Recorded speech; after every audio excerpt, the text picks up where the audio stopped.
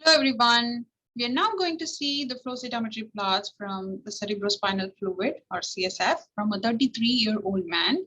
He has a history of diffuse large B-cell lymphoma and he is on treatment and he's now presenting with headache and blurry vision. So we start with our side scatter versus CD19 because in CSF we don't have a lot of cells, and an extended full panel screening all kinds of cells is not possible for CSF because the scant nature of the cellularity. So we always do focused flow cytometry tube because this patient has a history of large B-cell lymphoma. It's more relevant to perform a B-cell tube. So that's what we did. And here in CD19 versus side scatter, we see a large population of 19 positive cells or the B cells. Normally in a normal CSF specimen, there are just very few cells, and majority of the cells are usually small T cells. We don't see a huge population of B cells in a CSF specimen, so that itself is abnormal. And now when we look into our 19 positive cells painted in aqua here, they are all lambda restricted. We don't see any kappa positive cells, and these cells are negative for CD5. We have our CD5 positive T cells in the background here. They are nicely positive for CD38. They are positive for CD10. They're negative for CD200. And they're negative for CD20. Here again, they're negative for CD20.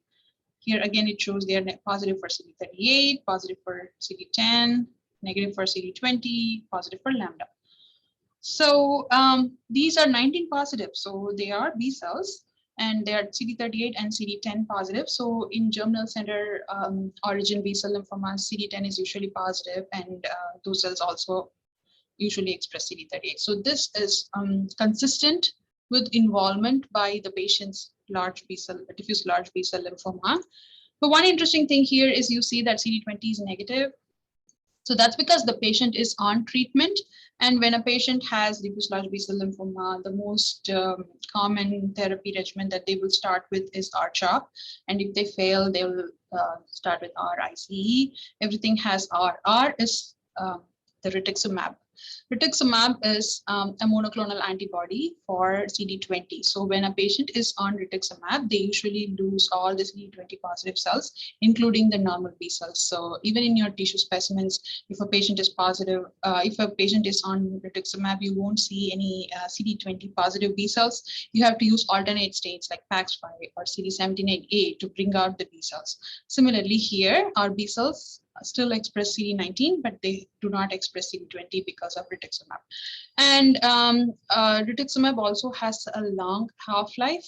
So even if they stop giving the patient rituximab, it's going to take a while for them to recover the CD20 expression. So keep that in mind. When you don't see CD20 expression, always go and see the history and look for rituximab treatment.